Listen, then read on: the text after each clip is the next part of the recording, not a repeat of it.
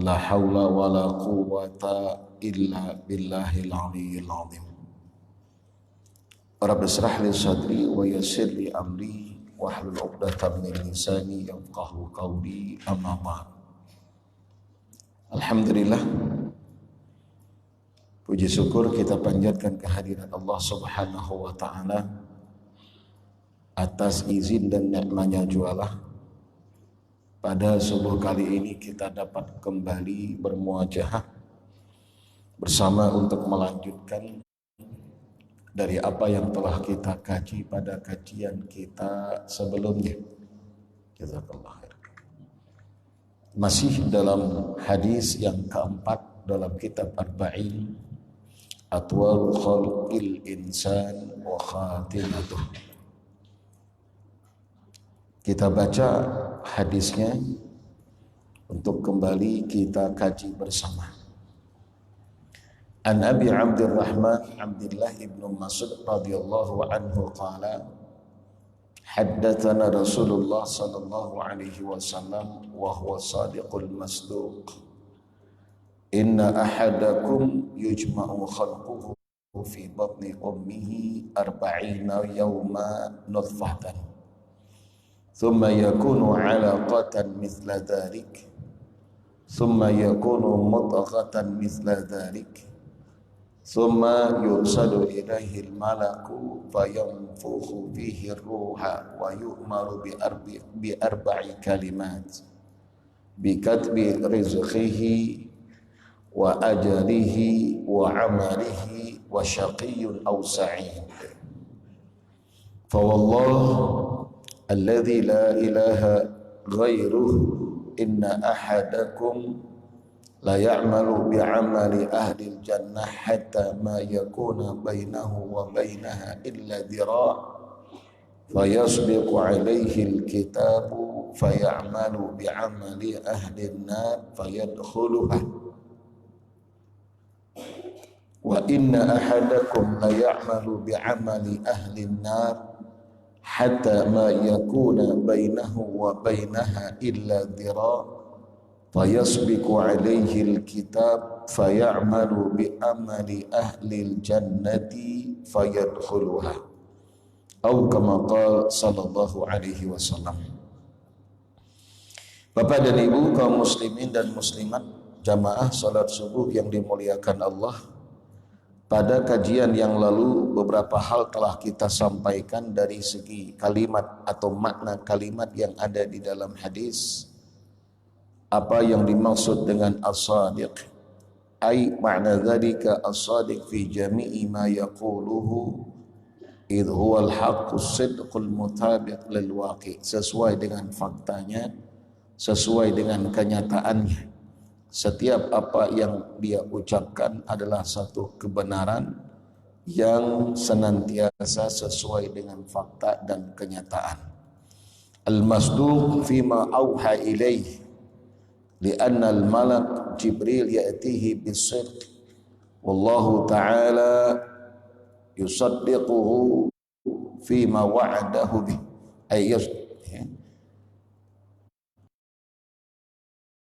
fima auha ilaih, apa-apa yang diwahyukan kepadanya adalah juga merupakan satu kebenaran yang datangnya daripada Allah. Maka apa yang diucapkan oleh Rasul adalah wahyu, dan oleh karenanya ketaatan kita kepada Allah dan Rasul wajib karena kebenaran mutlak. Wa ma yantiqu 'anil hawa in huwa illa wahyu yuha. Tiada dengan apa yang disabdakan, tiada dengan apa yang dikatakan oleh Rasul sallallahu alaihi wasallam kecuali adalah kebenaran, karena itu wahyu daripada Allah. Dalam ini hadis Rasul sallallahu alaihi wasallam menjelaskan tentang proses penciptaan manusia yang pada awalnya yujma khalquhu fi batni ummihi 40 yawma, 40 hari. Dalam proses setiap fase, setiap tahapan itu 40 hari. Nutfah yang pertama berasal daripada mani. Lalu kemudian 40 hari sesudahnya, summa yakunu alaqah ay qit'atud dam, segumpal darah pun juga 40 hari. Summa yakunu mudghah qit'atul lahm, potongan atau segumpal daging setelah proses 40 hari. Summa yursalu ilaihil malak fayanfakhu fihi ruh. Setelah 40 hari kemudian, setelah proses yang sebelumnya 40 hari dan 40 hari, berarti di usia 120 hari Allah perintahkan malaikatnya untuk ditiupkan roh pada itu anak. Ditiupkan. Wa yu'mar bi arba'i kalimat. Ditetapkan 4 padanya. Yang pertama adalah rezekinya, yang kedua adalah ajalnya, yang ketiga adalah amalannya, dan yang keempat syaqiyun am sa'id, bahagiakah ia kelak pada yaumul qiyamah atau justru mendapatkan siksa dan azab Allah Subhanahu wa taala. Baik Bapak dan Ibu kaum muslimin dan muslimat rahimakumullah, dari apa yang disebutkan dan dijelaskan oleh ulama di dalam ini kitab Hikmah fi khalqillahi ta'ala lil insan bihadza tartib wa wafqa hadza tatawwur wa tadaruj min halin ila halin ma'a qudratihi subhanahu wa ta'ala ala ijadihi kamilan fi asra'i lahdah hiya intidhar khalqil insan ma'a khalqi kaunillahil fasih wa faqa asbab wa musabbabat wa muqaddamat wa nata'ij. Kata ulama, apa hikmah dibalik terjadinya makhluknya, proses dalam penciptaan manusia dengan tahapan-tahapan yang sebagaimana disebutkan di dalam hadis. Padahal bukankah Allah Maha Kuasa? Idza arada syai'an ay yaqula lahu kun fayakun. Jadi maka jadilah. Kenapa kada langsung saja? Kenapa mesti harus melewati proses? Mulai daripada tetesan mani, kemudian darah, lalu kemudian menjadi daging, dan pada akhirnya idhamah, tulang, dan berbentuk seperti manusia. Kenapa ada proses itu? Kenapa kada langsung saja? Padahal Allah Maha Kuasa, Allah Maha segala-galanya. Tapi kenapa itu toh masih juga dengan tahapan-tahapan yang disebutkan Rasulullah Sallallahu Alaihi Wasallam. Ini tidak lain, kata ulama, mengajarkan sesuatu kepada kita bahwa segala sesuatu itu mesti ada prosesnya. Bukankah ketika kita saat ini bisa berjalan, bisa berlari, yang sebelumnya kita tidak kuasa untuk berjalan? Jangankan lari, jalan saja tidak. Yang pada awalnya ketika kita dilahirkan tiada berkuasa apa-apa, melihat pun kadang tidak sekalipun tidak buta, mendengar juga tidak sekalipun tidak tuli, pun juga tidak bisa melangkahkan kaki sekalipun kita tidak pincang, ataupun dengan berkuasa kita untuk atau punya kaki yang sempurna tapi tidak bisa melangkah. Tapi tahapan-tahapan kita lalui. Yang tadinya tidak bisa apa-apa mulai bisa senyum, mulai bisa melek kita, mulai kemudian bisa teteh harap, lalu kemudian duduk, kemudian merangkak, pada akhirnya berjalan dan buka. Tapi ingat, suatu saat Allah akan kembalikan seperti semula. Wa man nu'ammirhu nunaqisu fil khalq. Itu Allah katakan dalam Al-Quran surah Yasin. yang pada setiap malam Jumat kita baca, bahkan di luar daripada malam Jumat pun juga kita baca, kita diingatkan bahwa kita akan dikembalikan sebagaimana semula. Tadinya kita tidak kuasa untuk berjalan, lalu kemudian kuasa, dan pada waktunya tiba pun kita tidak kuasa untuk melangkahkan kaki. Tuhan sudah. Yang tadinya kita tidak bisa untuk mengangkat, lalu kemudian kau bisa dan mampu, kemudian kembali tidak mampu. Minal adam ilal adam. Dari ketidakadaan kita menuju ketidakadaan. Maka kita hidup di dunia ini bukan dengan kehidupan yang kekal, tapi hanya sebentar. Yaum ka'alfi sanatin mimma ta'udun. Satu hari dalam hitungan akhirat sama dengan 1000 tahun dalam hitungan dunia. Kalau umur kita di dunia tidak hanya sekedar 100 tahun, hanya kisaran 60 sampai 70 tahun, itu kada ada apa-apanya dibandingkan dengan 1000 tahun. Alfasana, satu hari hitungan akhirat, 1000 tahun hitungan dunia. Coba, maknanya berapa hari, bukan berapa hari, berapa jam kita hanya hidup di dunia. Ada lawas. Ada lawas. Dari tidak ada, kemudian Allah adakan dan kembali menjadi tidak ada. Maka ungkapan dan kalimat yang senantiasa diperdengarkan, bahkan yang kita ucapkan, inna lillah wa inna ilaihi raji'un. Sesungguhnya sesuatu itu daripada Allah dan akan kembali kepada Allah. Maka dunia ini hanya tempat kita beramal, tempat kita baladang, tempat kita bercocok tanam. Hasilnya karena kita akan temukan, kita akan dapatkan kapan? Hari kiamat. Al-yawm yaumul amal. Saat ini adalah saat kita beramal. Habis masa kita untuk beramal, tinggal kita memetik hasilnya nanti kelak pada yaumul qiyamah. Apa yang kita perbuat dan yang kita lakukan semasa kita hidup di dunia, itulah yang akan menjadi teman kita selama-lamanya sampai ke pengadilan Allah Subhanahu wa taala. Hal ini sebagaimana yang disabdakan oleh Rasul sallallahu alaihi wasallam, yatba'ul mayyit thalathah, 3 yang akan mengantarkan kita kelak pada waktu dan di saat ketika kita wafat. 3. Yarji'ithani, 2 yang akan kembali. Apa? Ahluhu wa maluhu, harta dan keluarga. Tabulik nang kedua tu, nang 2 tu bulikan ni. Kada umpat kita ni. Walaupun dahulu semasa hidup berjanji sahidup samati.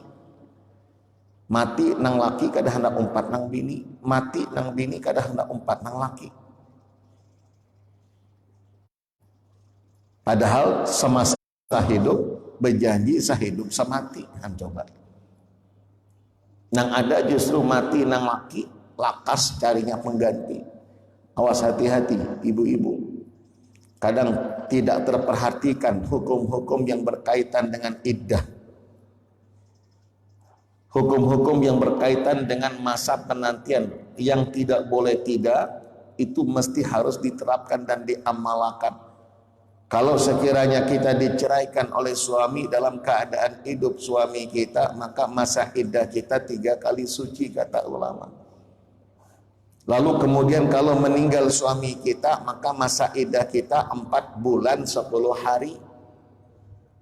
Kalau sekiranya suami kita atau terjadinya perceraian di saat dan dikala ketika seorang wanita itu dalam keadaan hamil, masa iddahnya biwaqti hamlihin, sampai melahirkan. Dalam waktu masa iddah kada boleh kita untuk dilamar orang lain selain daripada laki kita yang sama. Dalam masa iddah kita tidak dibenarkan untuk berhias dan berdandan. Nah, sementara tidak sedikit di antara kita lakinya meninggal dalam hitungan hanya 10 hari sudah bersoleknya luar biasa, tabal banar gincunya. 10 hari meninggal laki, bersoleknya luar biasa. Gincu tabal, pupurnya tabal, berhijau-hijau pulang matanya. di atas kelopak mata tuh nah. Lantik pulang bulu matanya, alisnya, pokoknya berdandan sepuas-puasnya, kada dibolehkan. Sebab ibu masa iddah, amun ibu berdandan, amun ibu bersolek, keluar pulang rumah tentu memancing dan mengundang laki-laki lain untuk memiliki ibu. Sementara ibu dalam masa iddah, kada dibolehkan itu. Ini yang banyak kadang-kadang terabaikan oleh para wanita kita. Walau terbiasa ia dengan berhias, tapi berhias tentu untuk suami. Tapi ketika suaminya meninggal, masa iddah yang boleh untuk masa iddah yang ia harus menanti untuk boleh kembali menikah dengan laki-laki lain selama 4 bulan 10 hari. Dikala itu jangan berhias. Amun berhias itu artinya memancing, mengundang, ayo aku siap sudah dinikahi. Padahal masih dalam masa iddah. Ini yang kadang-kadang terabaikan. Maka ingat jangan sampai itu kita lakukan. Andai itu kita melakukan dosa hukumnya. Karena di waktu itu ibu belum boleh menikah dengan siapapun. Masih dalam masa iddah, maka jangan sampai hukum yang sedemikian kita buta dan kita tidak paham. Sampai-sampai saya pernah temukan berita, wallahu a'lam benar apa tidak, ada seorang wanita dalam hitungan 3 bulan 6 lakinya. Coba kayak apa? 3 bulan 6 beisi laki. 3 bulan 6 beisi laki. 2 hari 3 hari kawin kada cocok carai. 2 hari setelah cerai kawin pulang. Ini zina, ini sama hukum zina karena pernikahannya kada sah. Kalau terjadi perceraian saja masa iddahnya semestinya menanti boleh kawin dengan laki-laki lain yang kita dihukumkan lepas daripada suami pertama saat ketika terjadinya perceraian ataupun talak raki itu selama 3 kali suci. Hanya boleh ini kada 3 bulan 6 laki. Coba. Lalu siapa yang menikahkan? Ada aja yang menikahkan, wani menikahkan asal babayar. Nauzubillah. Banyak kadang-kadang di antara kita, Ustadz, daripada kami berzina mendingan kami kawin. Bujur bahasanya. Kalimatul haq urida bihil batil. Tapi tersirat hal yang tidak bujur di dalamnya. Kalau tidak, saya ulangi, untuk menghindari kita daripada zina, untuk menghindar kita dari perkara yang diharamkan, bujur solusinya Allah tawarkan dia nikah, tapi nikah yang bagaimana? Nikah yang sah menurut hukum agama. Kayak apa nikah yang sah itu? Yastawfil arkan wa syurut, sempurna rukunnya dan syaratnya. Sah hukum secara hukum agama itu nang boleh halal hukumnya. Tapi kalau cuma nikah, sekedar nikah tapi kada sah, tapi kada sempurna rukun dan syaratnya, syarat dan rukunnya tidak sempurna, andai dilaksanakan, dikerjakan, ada nang wani menikahkan, nikahnya tetap kada sah. Namun sudah kada sah, berarti hubungan yang ia lakukan satu dengan yang lain tetap hukumnya zina. Kada cocok ucapan daripada kami zina, mendingan kami nikah. Benar, tapi maksud dan tujuan dari ucapan itu tersirat hal yang tidak dibenarkan, sama menghalalkan zina. Zina ujarnya mendingan nikah kontrak ya, nikah muaqqatah itu sama. Namun hendak bujur-bujur terbebaskan dari hukum haram, nikah bujuran. Baik, kita kembali. Ada proses. Dari kita kekanakan, dari bayi, kemudian anak-anak, kemudian remaja, kemudian pemuda, kemudian sampai kepada dewasa, kemudian sampai kepada usia tua, akan dikembalikan seperti semula. Makanya banyak kadang-kadang orang yang sudah tua tuh pendengaran kurang. Kayak kekanakan kada mendengarnya. Penglihatan kabur sudah. Kayak kekanakan ketika lahir walau matanya tak bencalak tapi kada melihat. Amun sudah tua berjalan poyoh sudah. pakai tongkat kawa, sama dengan sekiranya anak-anak kada kawa berjalan dengan gagahnya karena masih dalam tahap proses. Kayak itu pulang di waktu tuha buyuh kita sudah perlu dibantu dengan tongkat, kapan perlu dipapah sedemikian rupa. Kita kembali dari ketidakadaan kita akan menjadi tidak ada, dari ketidakmampuan kita akan menjadi ketidakmampuan kembali. Ini proses. Makanya kadang-kadang menghadapi orang tua itu kadang-kadang tidak ubah menghadapi kekanakan. Maka harus sabar. Kita orang tua menghadapi anak kata sabar, kita sabar banget. Ada kisah ini. Jadi seorang anak saat ketika di mana dengan orang tuanya yang sudah saat di taman, di sebuah taman. Jadi ketika di sebuah taman melihatlah abahnya yang sudah tua ini tadi utur seekor burung yang sedang terbang-terbang bermain di taman itu tadi. Anaknya ada di sampingnya, lalu si abah nih tadi bertakun, "Nah, itu burung apa?" ujar abahnya. "Itu binatang atau burung apa?" Dijawablah oleh anaknya. "Burung apa?" "Ya, pokoknya burung lah. Atau kucing lah, itu apa tuh binatang apa?" "Kucing," ujarnya. Setelah dijawab kucing, abahnya diam. Kada lawas setelah bertakun dan dapat jawaban dari si anak, bertakun pulang nang abah dia tadi. "Itu binatang apa?" ujarnya. Ujar anak, "Kucing, bahai." "Oh, kucing kah?" Berdiam setelahnya. Kada lawas pulang mendengar suara mungkin yang sama, lalu kemudian bertakun pulang lawan anak. "Apa itu?" "Masya Allah, netel benar," ujar anak. "Kucing, bahai, kucing." Sekali ditanya, sekali bertanya dijawab, 2 kali bertanya dijawab, 3 kali bertanya dijawab, sampai lebih daripada 3. Netel benar, bertakun itu aja terus. Abahnya diam aja. Abahnya bangkit dari tempat duduk itu, lalu kemudian masuk ke dalam rumah, yang kemudian tidak lama kembali ke tempat semula sambil membawa sebuah buku. Lalu disodorkanlah buku ini, memori lah ujar orang, buku harian ke anaknya yang tadi sudah mangkal dengan pertanyaan abahnya tadi. Disodorkannya.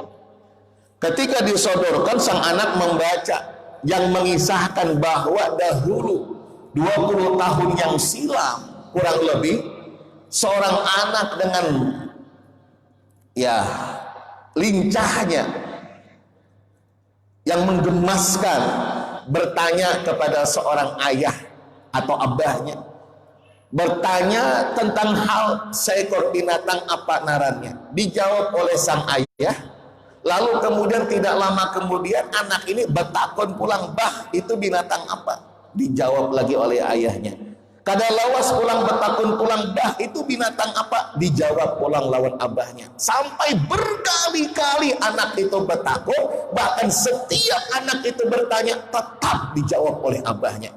Kada sarik abahnya, sabar abahnya.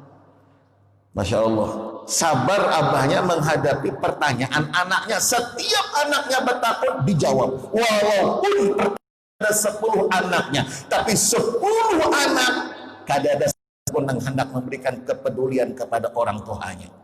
Bajulan, aduh jah kada kawa melihara mama nih. Amun mama lawan aku nih jarang di rumah. Siapa nama melihara mama, siapa nama memperhatikan abah. Marah lawan situ aja. Nang anak kedua kayak itu pulang, aku banyak di rumah orangnya. Kayak apa mama, kayak apa abah, kada kawa. Nang ketiga aja, nang ketiga kayak itu juga. Nang keempat betunjulan juga, nang kelima kada hendak juga, nang keenam kada hendak, nang ketujuh kada hendak. Semuanyaan kada hendak memelihara abah lawan rumahnya.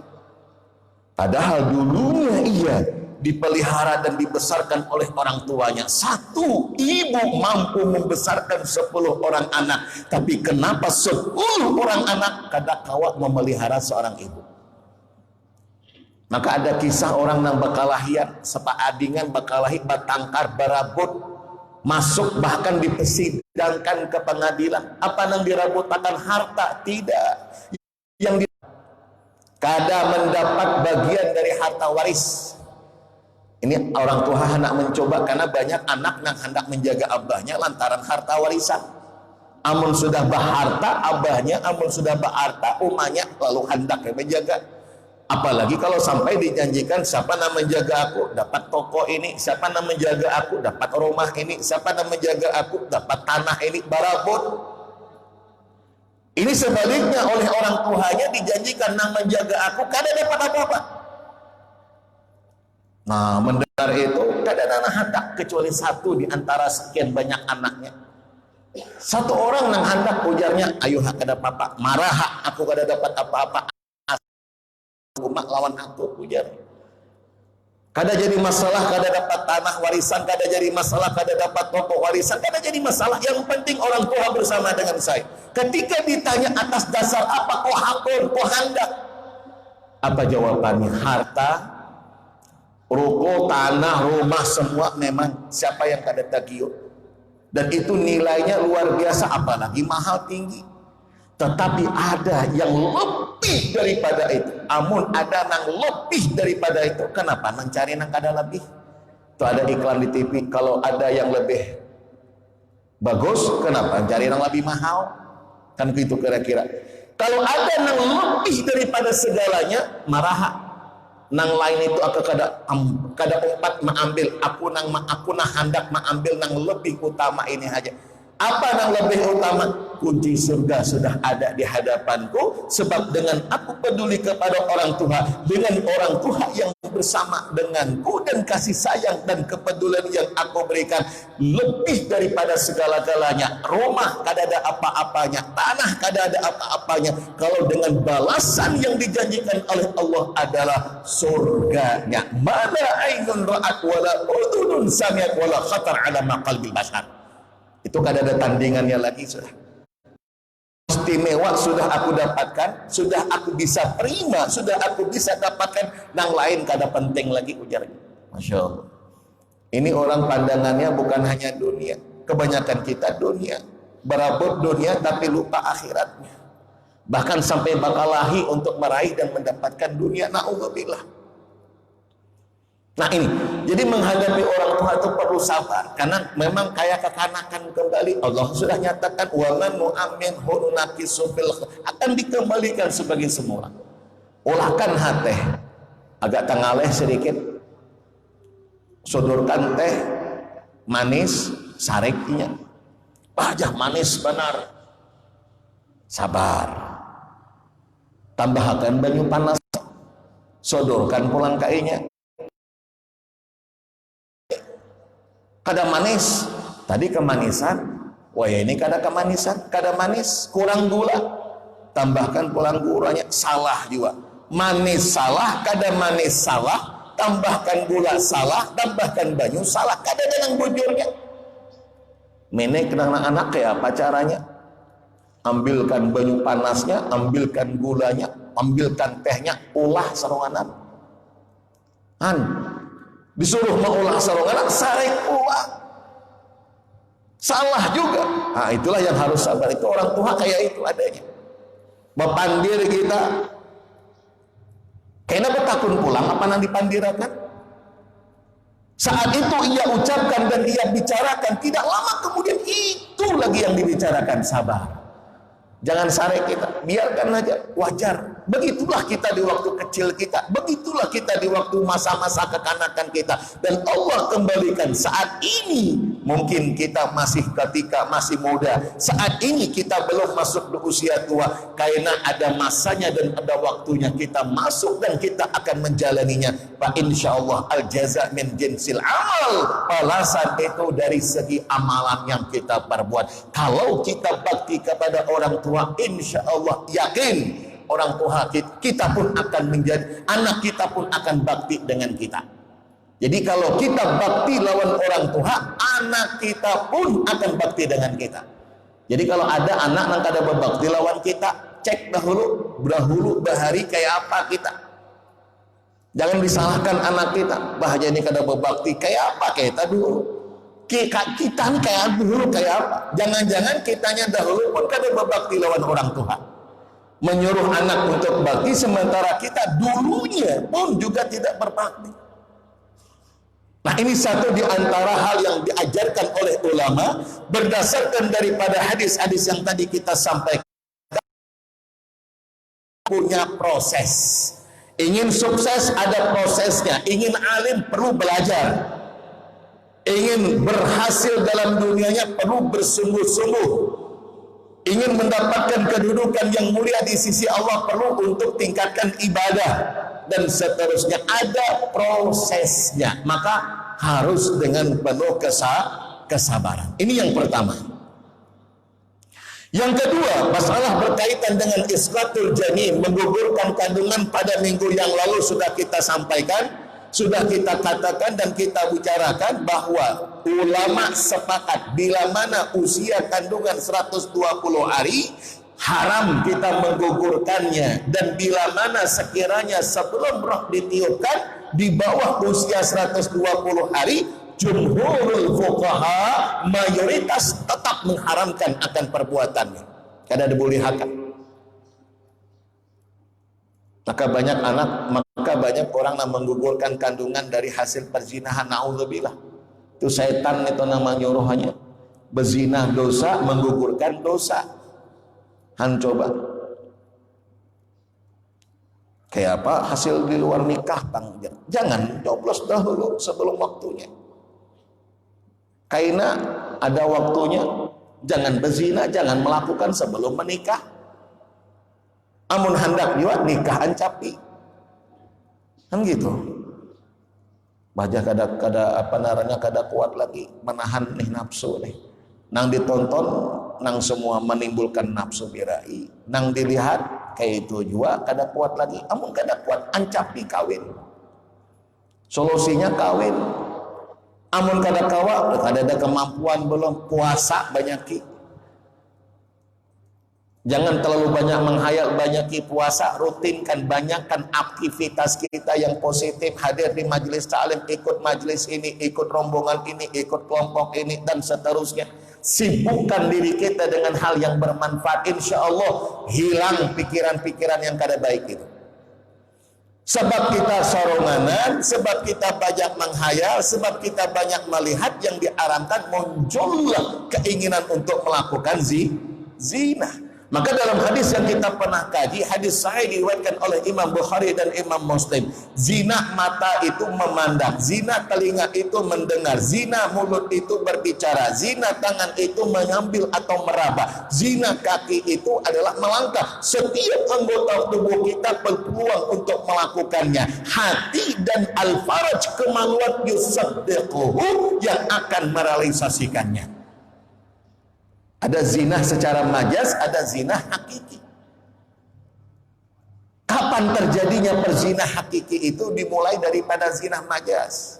Makanya Al-Quran menyebutkan wala taqrabu zina, bukan menyebutkan wala taf'alu zina, wala ta'malu, jangan kamu lakukan, tidak. Tapi wala taqrabu, jangan mendekati. Artinya mendekati saja sudah kada boleh, apalagi melakukan. Apa maksud mendekati? Melihat nang kada halal. Itu mendekati sudah. Biasanya dari pandangan, muncul setelah pandangan, lalu kemudian ucapan, setelah ucapan mulai kemudian pertemuan, setelah pertemuan mulai perbincangan, terjadilah pada akhirnya perselingkuhan. Itu diawali dari pandangan, dari mata turun ke hati. Nanti mulailah tumbuh benih-benih cinta pertemuan, apalagi. Maka jangan bercari-cari mantan di Facebook, itu jangan. Jangan bercari-cari mantan. Kalau ay bercari-cari mantan, kenalan bahari, nang dihendaki dicari-cari, pas ketemu gambarnya, pas ketemu, lalu di chatting di WA, lalu WA, kemudian chattingan di Facebook, Messenger dan lain sebagainya. Akhirnya berawal dari itu bertamuan. Jangan lawas kita kada bertamuan, kayaknya nyaman chattingan, nyaman berpandiran, ayo kita ketemu. Maka bapak dan ibu jangan salahkan ibu semata, amun bapak kada berisi waktu untuk mendengarkan curhatan ibu. Kayak itu juga ibu, jangan menyalahkan bapak amun ibu kada hendak mendengar atau memberikan waktu dan kesempatan pendapat si bapak. Ya, kadang-kadang ada laki yang saking sibuknya di luar sampai kada hendak ada waktu yang diberikan untuk bini mencurahkan isi hatinya. Begawi di luar sibuk, boleh ke rumah goreng aja, kada peduli lagi dengan bini. Maka bini hendak diperhatikan, bini hendak didengarkan, inya hendak curhat, nih meunak, seisi hatinya hendak unak-unaknya hendak dipandirakan. Laki kan ada kesempatan, lalu siapa nang mendengarkan? Untung kalau sekiranya nang bini kita ini tadi tulak ke abahnya, curhatnya lawan abahnya, tulak ke adiknya, tulak ke abangnya, masih mending. Kalau curhatnya ke mantannya, ini bahaya. Laki kan hendak mendengarkan curhatannya, akhirnya ia mencari orang nang siapa hendak mendengar curhatannya, siapa nang hendak peduli dengan dirinya. Kalau masih abangnya, adiknya, keluarganya, abahnya masih mending. Kalau mantannya, ketemuan di Facebook, berkenalan, lalu kemudian curhatinya ada respon. Awas, hati-hati. Diawali dari chattingan ini, akhirnya bertemuan. Nyaman kayaknya pandiran ini, cocok kayaknya, klop kayaknya, nyambung kayaknya berpandiran ini. Akhirnya bertemuan, saking karapnya bertemuan, tumbuhlah benih-benih cinta. Jangan hal itu terjadi dalam kehidupan kita. Itu diawali dari mana? Semua nih. Pandangan kita, pendengaran kita, ucapan kita, tangan kita. Maka semuanya kelak pada yaumul qiyamah akan menjadi saksi di hadapan Allah atas apa yang dilakukannya. Allah katakan dalam Al-Quran, al-yawma nakhtimu ala afwahihim wa tukallimuna aydihim wa tashhadu arjuluhum bima kanu yaksibun. Ini semuanya akan bersaksi. Maka oleh karenanya awas, jangan sampai menggugurkan kandungan. Dan bila mana sekiranya kita tidak menginginkan itu terjadi, maka hindari zina itu tadi. Itu yang kedua. Yang ketiga kata ulama, al-a'mal bil khawatim. Ketahuilah berdasarkan daripada ini hadis mengisyaratkan bahwa adalah saat ketika ajal tiba. Itulah akan menentukan endingnya, ujar orang. Al-a'mal bil khawatim. Ada kisah orangnya taat ibadah, beriman pada awalnya, tapi endingnya maksiat, bahkan na'udzubillah mati tanpa membawa iman. Ini na'udzubillah. Ada orang yang awalnya bermaksiat, bahkan tidak beriman kepada Allah, tapi endingnya, akhirnya dia sadar, lalu kemudian bertobat dan masuk ke dalam Islam. Al-umur bi khawatimiha. Maka endingnya ini yang kita perlu. Kita makan diajari oleh Rasulullah apa? Apa kata Rasul dalam doa? Allahumma khtim li bi husnil khatimah. Ya Allah, wafatkanlah aku dalam keadaan husnul khatimah. Ini endingnya. Kita kepengen di saat ketika kita berakhir hidup di masa hidup di dunia ini dengan keadaan beriman. Itulah yang kita hendaki. Maka doa ini baik untuk dibaca. Allahumma khtim li bi husnil khatimah wa la takhtim alayya bi su'il khatimah. Ya Allah, wafatkan aku dalam keadaan husnul khatimah, jangan engkau wafatkan aku dalam keadaan su'ul khatimah. Kayak orang main bola lah. Main bola, ini kesebelasan, dua kesebelasan, yang satu ini Masya Allah harap pemainnya, kocekannya mantap luar biasa. Pokoknya dari segi permainan menguasai lapangan, ini 80%, ini 20% aja. Masya Allah tangguh pemain-pemainnya. Bola ini tegak lawan terus, tapi setiap anak menggolkan kada sawat-sawat, kada sampat-sampat, ada aja yang menggagalkan. Tapi dari segi permainan ini hebat. Detik-detik sebelum peluit itu ditiup, waktu habis, nang kada hebat pemain ini tiba-tiba bisa menggolkan gawang lawannya. Gol. Kira-kira nang manang siapa? Nang kesebelasan nang hebat bermain ini kan nang kada hebat kah? Tetap nang kada hebat nang manang. Kenapa? Detik terakhir dia kawa menggolkan walaupun permainannya kada bagus. Nang bagus tanggalam sudah. Begitu juga dengan kita. Saat dimana ketika awalnya kita beriman, na'udzubillah, kemudian dengan amal ibadah yang kita lakukan, ketaatan yang kita kerjakan, tapi sebelum kita berpisah dengan dunia, kita wafat dalam keadaan su'ul khatimah, na'udzubillah, keluar daripada Islam, semua amal ibadah yang kita telah perbuat, semua kebaikan yang kita lakukan hilang seketika, habis, tidak ada nilainya di sisi Allah. Tapi sebaliknya orang yang kada beriman, hidupnya sempat dan nyata dan sempat serta mampu ataupun ada kesempatan dia untuk menyatakan keimanannya kepada Allah. Al-Islam yahdum ma qablah, kata Rasul, keislamannya telah menghancurkan apa-apa yang sebelumnya. Allah ampunakan dosanya. Kenapa? Karena keislamannya, keimanannya.